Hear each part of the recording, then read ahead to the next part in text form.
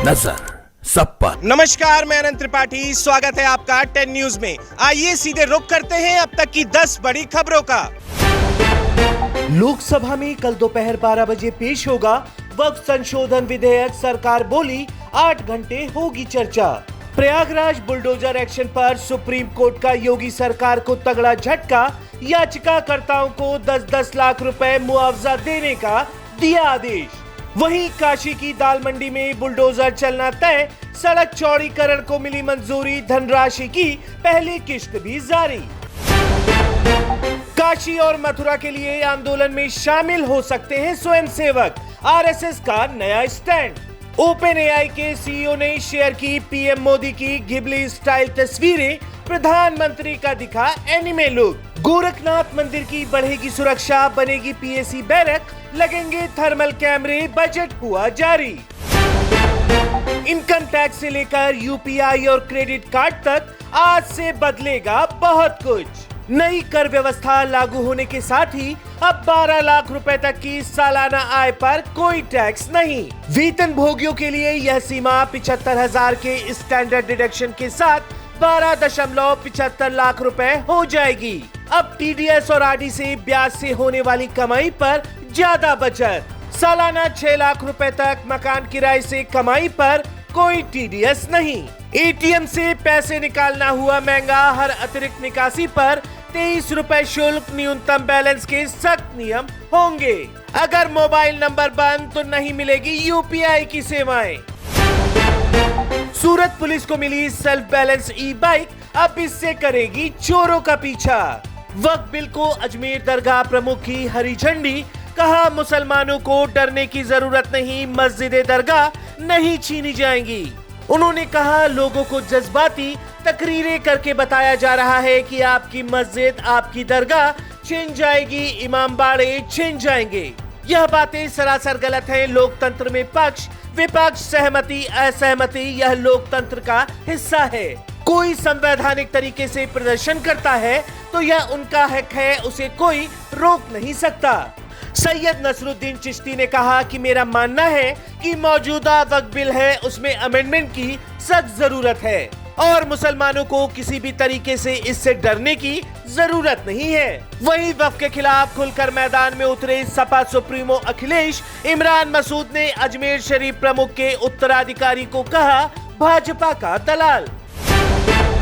2500 करोड़ में विकास दिव्य कीर्ति के दृष्टि आईएएस को खरीद सकता है फिजिक्स वाला। बातचीत जारी। अगर ये सौदा फाइनल हो जाता है तो यह हाल के वर्षों में भारत के एडटेक क्षेत्र में सबसे बड़े अधिग्रहणों में एक होगा। रिपोर्ट्स के अनुसार फिजिक्स वाला अपना आईपीओ लाने की तैयारी भी कर रहा है।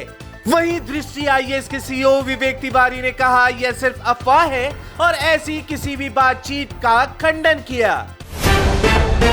झारखंड के बरहेट में बड़ा रेल हादसा। आमने सामने से टकराई 2 मालगाड़ियां। इंजन के चीथड़े 2 की मौत। सूचना मिलते ही मौके पर फायर ब्रिगेड पहुंची और आग को बुझाया गया। दोनों लोको पायलट की दर्दनाक मौत। हादसे के बाद मालगाड़ियों के परिचालन पर असर पड़ा है और लाइन बंद हो गई है। इसे ठीक करने में 2 से 3 दिन का समय लग सकता है। साथ ही यह पता लगाने की भी कोशिश की जा रही है कि दोनों गाड़ियां एक ही पटरी पर कैसे आ गईं। पाकिस्तान की बड़ी मुसीबत। जैश और लश्कर के बीच शुरू हुई नई जंग। खुफिया रिपोर्ट में हुआ खुलासा।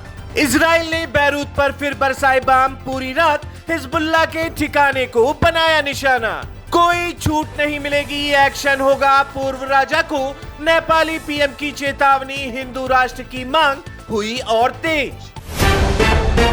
शेयर बाजार में लगातार दूसरे दिन गिरावट। आज सेंसेक्स करीब 1100 अंक फिसला। व्हाइट हाउस का बड़ा बयान। भारत कृषि उत्पादों पर 100% टैरिफ लगाता है। अब जैसे को तैसे का समय। बांग्लादेश के टुकड़े कर दो यूनुस के चीनी निमंत्रण पर भड़के पूर्वोत्तर के नेता। कांग्रेस ने भी सुनाया। जीएसटी संग्रह मार्च में लगभग 10% बढ़कर 1.96 लाख करोड़ रुपए से अधिक। रणवीर अलाहाबादिया ने पॉडकास्ट वर्ल्ड में की वापसी। विवाद के बाद पहला गेस्ट बनकर यूट्यूबर का हौसला बढ़ाने आए बतौर गेस्ट बौद्ध भिक्षु पालांगा रिनपोचे। एशिया की बड़ी मिलों में शुमार सेंचुरी पेपर मिल को आईटीसी ने 3,498 करोड़ रुपए में खरीदा। मियां वाला बना रामजी वाला, नवाबी रोड होगा अटल मार्ग। धामी सरकार ने उत्तराखंड में बदले कई जगहों के नाम। वायरल गर्ल मोनालिसा का फिल्मी कैरियर खतरे में, रोल दिलाने वाला तो पहुंच गया जेल। अजय देवगन की रेड 2 में तमन्ना भाटिया की एंट्री डांस नंबर के लिए होंगी शामिल। अबीर गुलाल का teaser out, Pakistani actor Fawad Khan संग रोमांस करती दिखी वाणी कपूर। तो ये थी अब तक की 10 बड़ी खबरें। देश विदेश की और भी ताजा तरीन खबरों के लिए जुड़े रहिए 10 न्यूज के साथ। नजर सब पर। नजर सब पर।